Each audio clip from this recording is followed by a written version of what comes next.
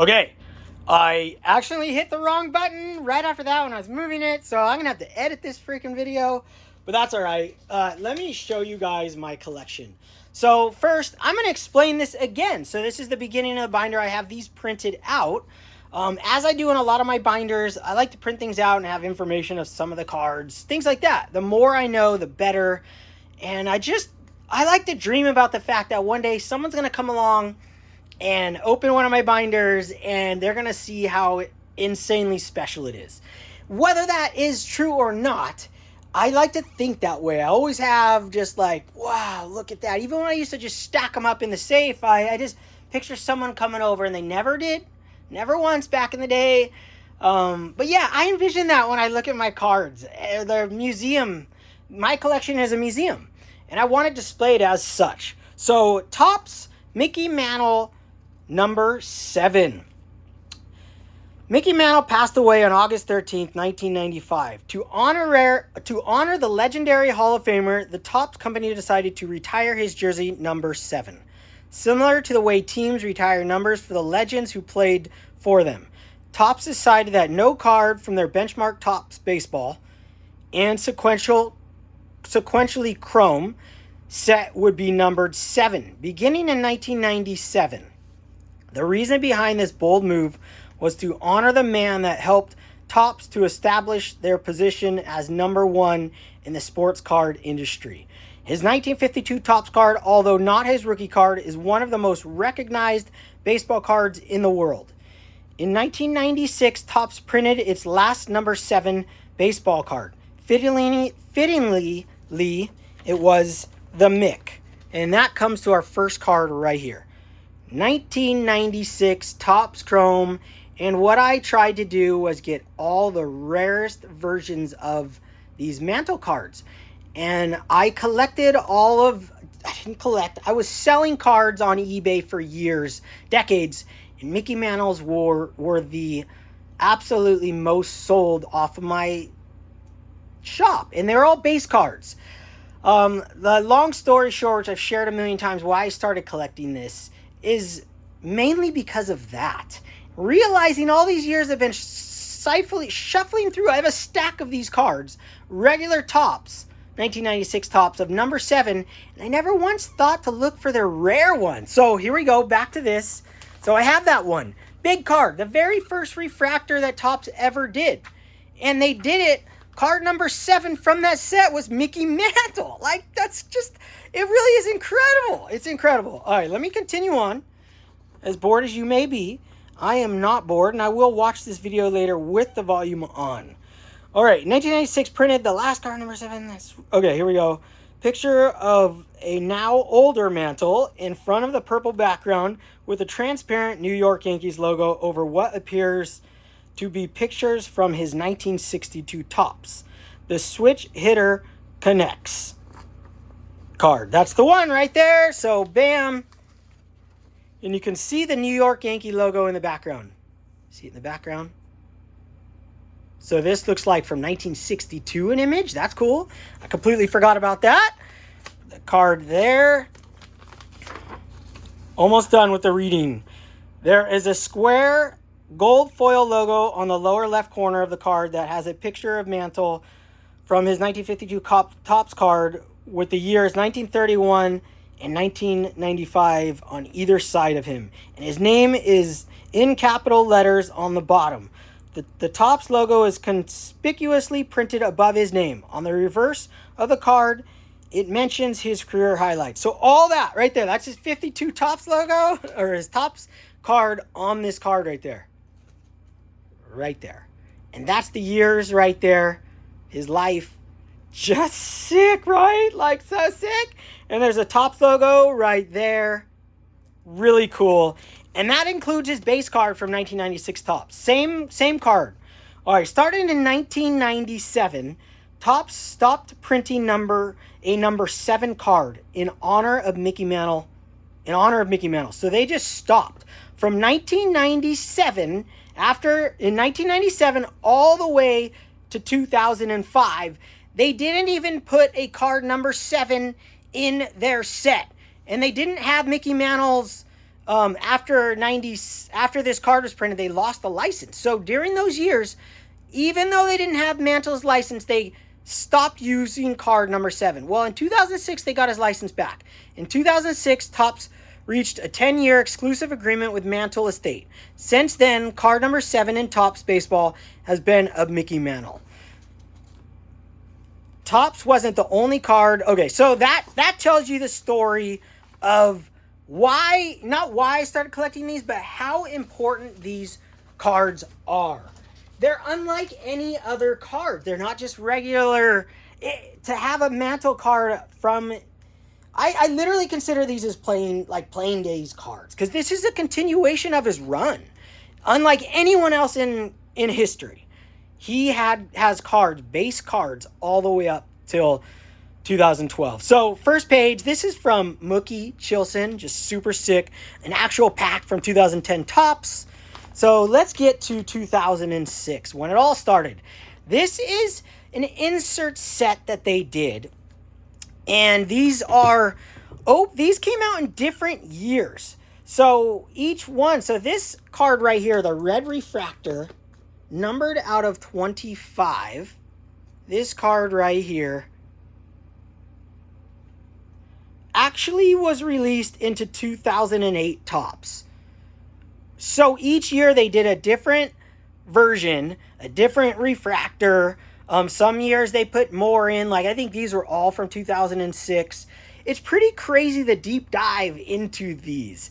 And they also did these in Topps. And they listed them each year separate ones. So I only wanted to collect home run number 1. Why? I think it's awesome, first and foremost. But I literally probably have 50 card number 1s that I have a stack of that I've been selling over the last 20 years of the base card version. And that always sold for like $5. Every single time thing would sell $5. I sold hundreds of them. And I'm like, I know it's the most collected one out of all of his home run numbers, and they did them all in Topps. So I found the rare ones, and I only collect number 1, and I have 4 of them so far. I have the red refractor, black refractor, blue refractor, and his regular refractor. All serial numbered cards. 100, or what is that? 200, 1 out of 200, out of 100.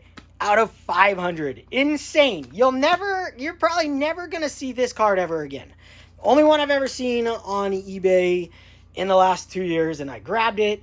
This page is insane. 2006. This is the base card. Card number 7 will start out with the printing plate. Look at that card right there. 2006 Scion printing plate. 1 of 1. What's even more special about these printing plates, particularly for this card, is because the history of this Mantle, these card number 7s, this created all of them. And each year, the one of the 4 printing plates was involved in creating all of them. And when you find the right copy of the printing plate, they're magical. And this is the switch hitting Mick right here. It tells the story. The first card, switch hitting. I have the red refractor right here. This one's numbered out of 90. Black refractor, blue refractor. 2007. I still need the printing plate from 2007, but I have all the other refractors. Basically, I have all the refractors I need for a lot of these, except the super refractor. This is red. I think this was numbered out of 99. White, numbered out of, I opened so much of these too, 660. I opened loads of 2006, 2007 Topps Chrome, 2008, and regular Topps over the years, like loads of it. And I never pulled a refractor Mantle, which is nuts. Okay, I never did. I never even pulled this one as a refractor, which is just crazy. I pulled the gold at one time in regular Topps, but I never pulled one of these other ones. So I've got the black, the regular refractor right here, which I didn't collect on all of them, but when they looked this cool, the regular black refractor, and it goes with the set, the black borders. So sick. And then the blue, Whew, I mean, just mental, right? All right, 2008. I have the Topps opening day, and this is the black printing plate. Another sick image. You got Mantle's autograph right there. The Topps opening day logo. You just don't see 2008 that much, and he has some really expensive cards that I'm not willing to pay the people's price. Some guys have some of these rare ones that they want thousands. I mean, like one guy wants 10,000 for one of these canaries, you know, like just crazy. So I have the printing plate. I have a base card from 2008. I have a lot more of those to collect. And then I have 2008. I have the Topps Chrome Copper and the Blue Refractor. I have a couple more of those still to get, as you can see, and I can't wait to find the printing plate of 2008 of that version. 2009. Oh, this is a sick page. You can say this page started it all. I have the printing plate. I have the red refractor, numbered out of 25. The gold refractor. This is what started it. My goal when I started this was to only collect the gold refractors. That's it. That's all I was going to collect. I was going to go after just gold refractors. And I just changed my tune. Once I started seeing some other ones pop up, I'm like, I'm just going to scoop all the rare ones. This is the very first one I ever purchased. And this guy wanted like $500. Yeah, I'd watched this for a long time. Wanted $500. And there was no way I was going to pay that. Some absurd amount. And then number to 50 on the back. Then one day, randomly, he sent an offer at like 125. Bam! I hit the buy button. I couldn't hit it fast enough. Like instantly. That started it all. And that's the best deal, I would say, I got almost across the board. I got a couple good deals on some red refractors. I definitely did kill it on some red refractors and some printing plates. But by the end of my collection, I was spending a little more money. But insane. That started the whole collection.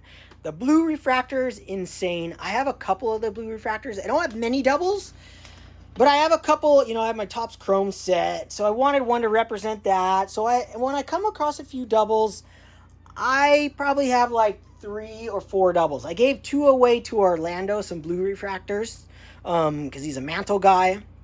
So I do have a few. All right, next one, 2010 Topps Chrome. Oh my gosh. And when I say Topps Chrome or Topps, I collect both. So if I find Topps cards that are super rare from 2010, card number 7, I'll snag them. Look at this one. These printing plates are really, really special. And they're aluminum, and they're as thin as baseball cards, same size. Oh, just so special. Used to make every card you see on the screen. I got the red refractor right there. Those are numbered out of 25. Only 25 in the world. I believe that's the only one I've ever seen. Never seen another printing plate of any of these except for 2011. There's one more up there that I'm not touching. 2010 gold right there. I mean, the odds on these are, this is 1 in every 5,900 and 5,000, 1 in every 1,592. Sorry, I'm trying to read it from way back here. Blue refractor. 2011. Look at this. The glorious printing plate that I just recently purchased. This one you guys have never seen. You guys haven't seen a lot of these. But this 2011 Topps Chrome red refractor. Glory. I just put in the binder. That's why I'm sharing this binder right now. Because it's basically complete. With some super crazy ones still missing. Basically just when one pops up, you know, it's super rare. Like, you just don't see any cards that I need anymore. I got them all. Numbered out of 25. I won this at auction for like $300 and, I don't know, $15 or something. And I kicked myself about a week earlier. A raw one sold for $369. And I bought 2 others from the guy, but I didn't buy that one. I should have, but then a week later that popped up. So sometimes what I've noticed through this collection and through collecting these is that when I buy one, others started to pop up. Like in the beginning, if all these were on eBay, I would have bought them all at once. Because a couple guys had like collections. Like one guy bought like 3 of these, about this, and another one from. They had them up there. I scooped them right away, made deals. But then they dry up. But then I noticed when I start paying the money for these, like that was $300. That was $300. You know, they started bringing more out of the woodworks. I think these came out of the woodworks because of a couple others. So I just thought that was fascinating. It's totally epic. I love it. God, look at that page. Blue refractor to 99. Black refractor to 100. Sepia tone refractor. This one, there's more refractors. 2011. Number to 99. Atomic refractor. This one's super sick right here. And I look at this binder all the time. I'm taking these out constantly. I grab these when I'm on my own. Like every other day, I'm flipping through this binder. And this is the Hope Diamond. This is the most expensive card in this collection that I purchased. This was like, I won this at auction for like $370. Hope Diamond, numbered to 60. You never see them.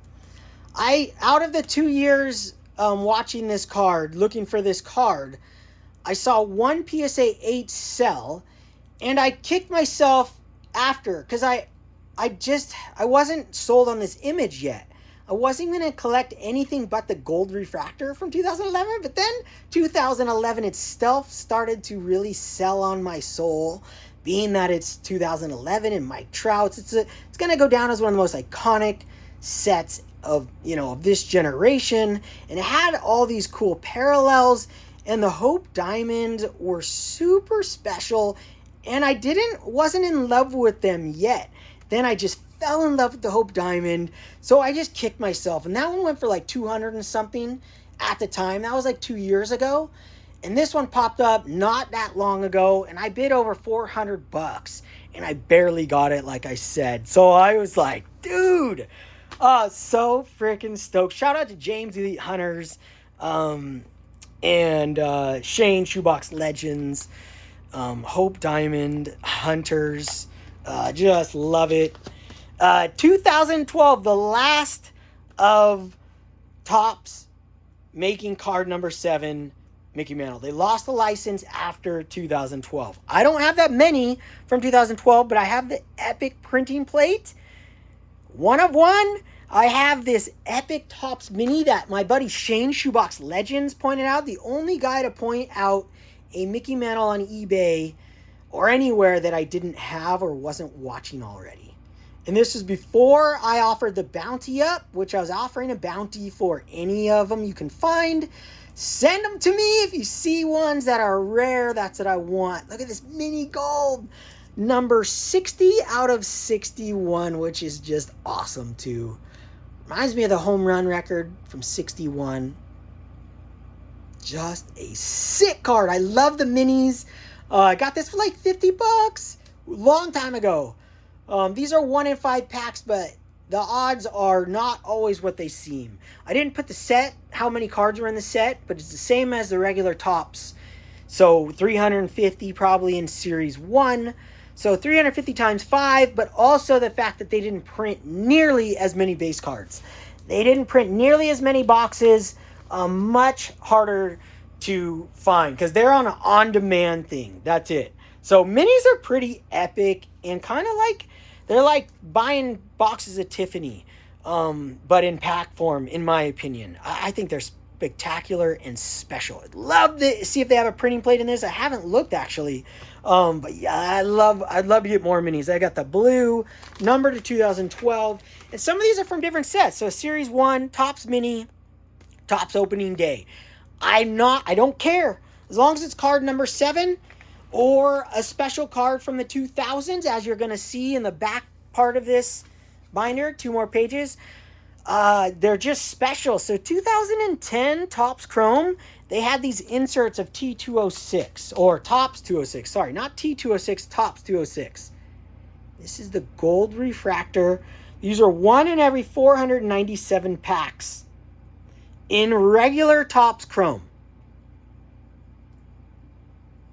Numbered to 50. And this, I bought all 3 of these from the same seller.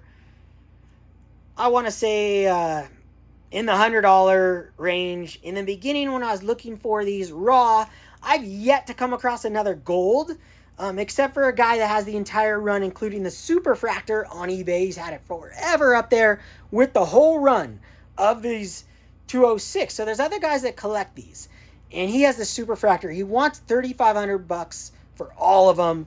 I've thought about like trying to make communication with the guy, and wondering if he'll take like $1,500 for all of them. But I'd rather have the Super Fractor from the base set, card number 7.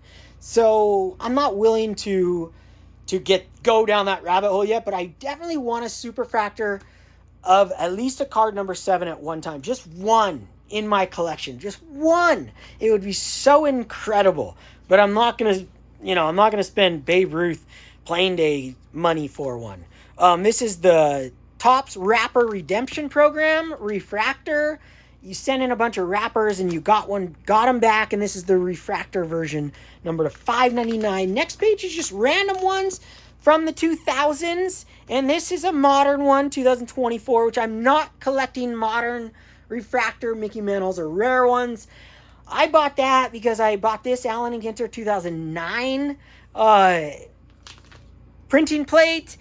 And I was just, for whatever reason, I had been watching that one for a while, and I just couldn't resist. I probably will buy any printing plates of Allen & Ginter, of Mantle, within reason. I got the 2011 Topps Gypsy Queen Mini, and then I have this epic Turkey Red from 2007, the Chrome Black Refractor. These things are incredible. In hand, without the sleeve on. The first time in my videos where I'm not taking the sleeve off. These are like gasoline filled, and the image in the background, really special. I have the Ichiro and the Pujols Black Chrome Refractors as well. So just kind of the holy trinity when I put them together. But to have this Mantle right here. So I will collect random cards from that year, from the 2000s of Mantle. His modern, ultra modern cards they cost more than these. Like the gold refractors from today's products of Mickey Mantle cost more than these older, way harder, way less produced. Oh, I mean, they all produced 50 of them, right? But just, they're all tucked away in someone's box. They probably don't even know they have them. Or they're in collections. These cost less than today's cards, which blows my mind and is obviously wrong. It's not the way. It's not the smarter man is not what would you say, calculating that in his brain correctly. If those ones from today are worth more than the old ones. The old ones absolutely should be worth more, but they're not. So I can't get myself to buy the modern ones because it just doesn't make sense to me. Whether I'll break one day, who knows? But I do have all these other ones that don't fit. These are the more common versions and some different ones. Ones from complete sets. Shout out to Eric, those back pages. These only came in complete set forms and numbered to 299. This one from 2010.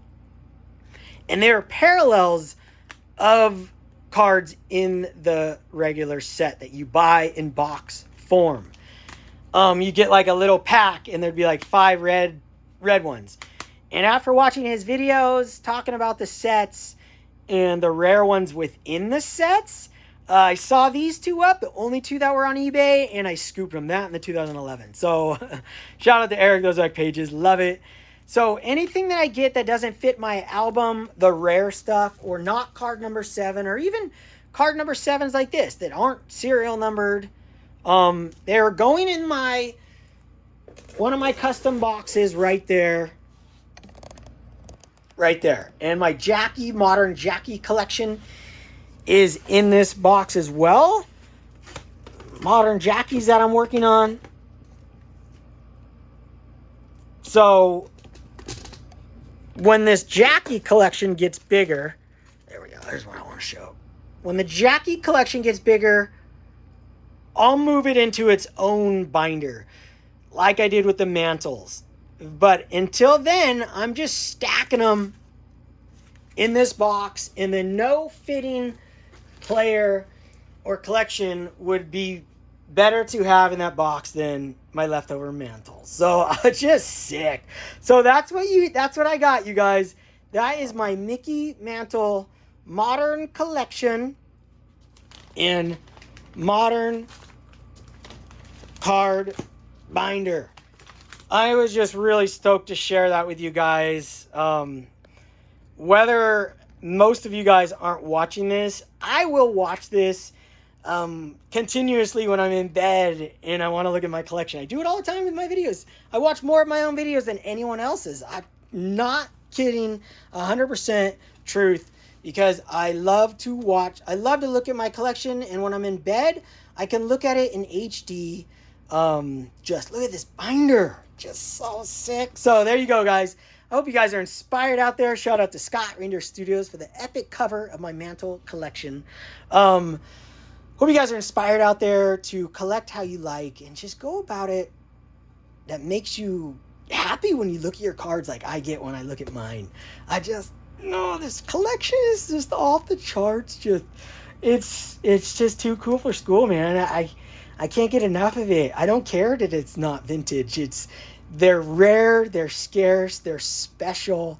I hope you guys all work on something like this and have the satisfaction. I know you guys do. I don't have to say that. It's so much more than value, so much more than everything. There's so much, it's so much fun to look at cards that I have and enjoy them. So there we go. You guys are inspired, not influenced by guys like me. Shaka. Cowabunga.